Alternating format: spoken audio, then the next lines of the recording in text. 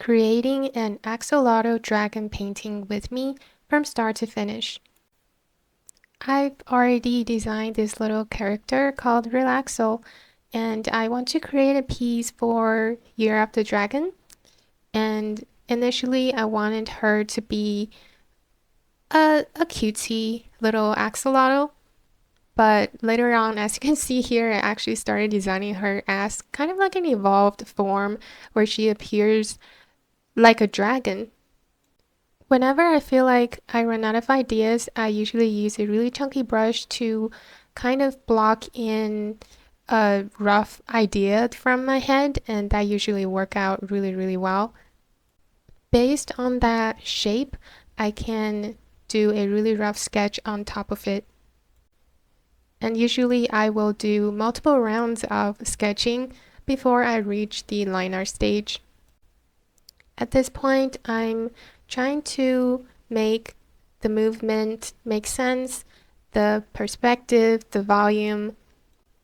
Probably not so much perspective because we're just looking straight on at her and she's supposed to be floating in the air or in the water. I haven't decided at this point. And just try to add in as much detail as possible so I can save myself from doing another round of sketch, for example. For overlapping parts, I like to sketch in a different color. That way it's easier for my brain to make sense of what's in front and what's separating each other. Usually I will probably stop at the previous stage, but for this painting I wanted to keep the line art and just put really simple coloring on top underneath it. So I decided to do a cleaner line art for this painting. But later on I didn't need it because I decided to get rid of the line art and just keep the painting. I didn't keep these characters either because I just feel like they look better without them. And here I'm blocking in the color, which is kind of simple for this painting because it's just one character and she doesn't have a lot of colors.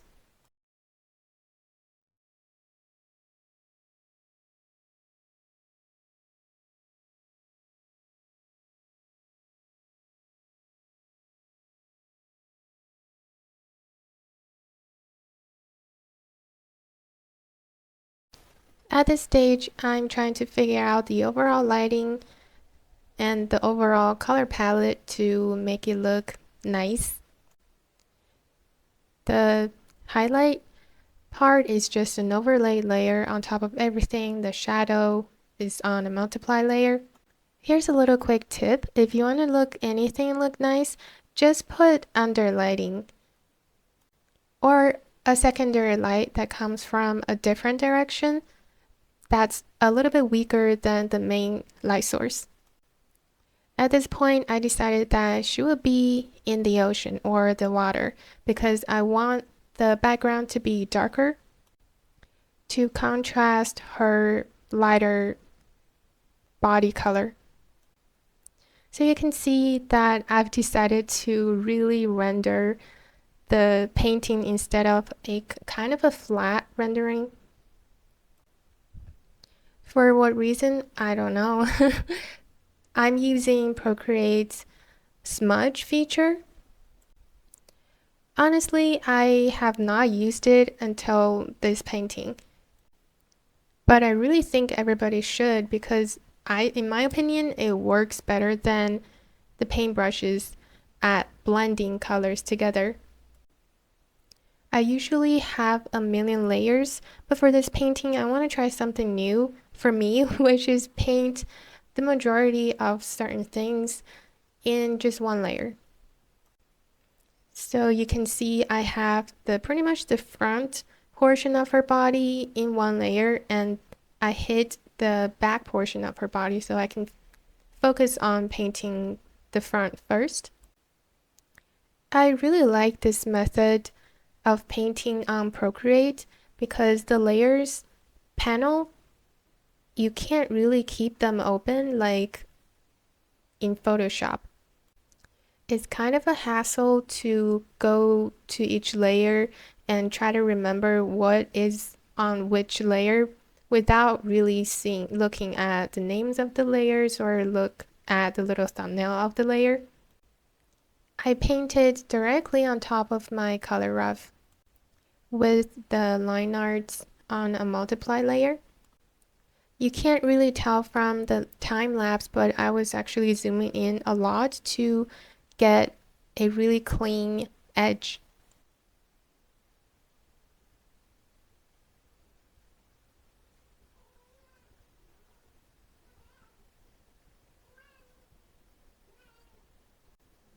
Yeah, not much to say here except that just keep on rendering even if it feels like it takes forever, but you will finish it one day. Whenever I feel like a painting is taking forever to look nice, I just keep reminding myself all I need to do is to keep on rendering with the light source in mind.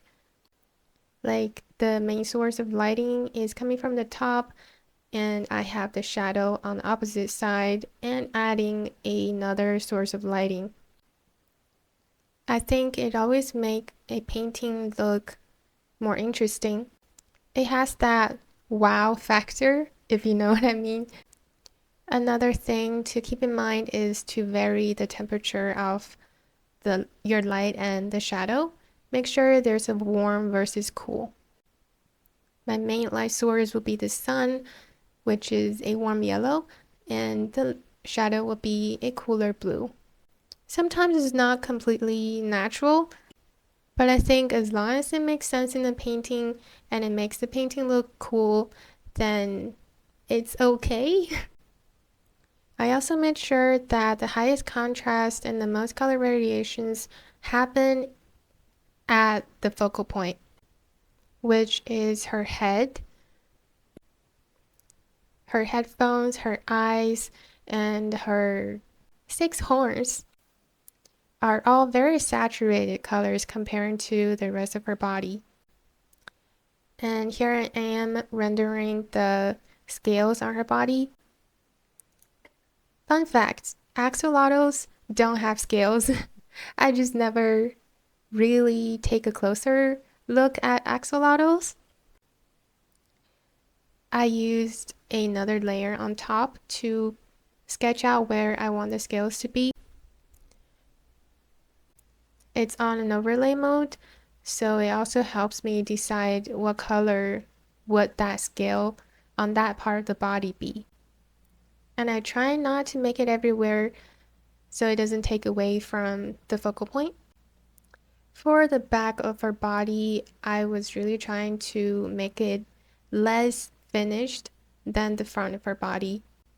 Again, trying not to take too much away from the main focal point. I actually spend the most time on the little juice box that she's holding. And I also struggled a little bit with the part of the body that's turning. She just looks like she's not in a very comfortable position. At this stage, it's a little too late for me to change her pose, so I just went with it. I think it turned out okay.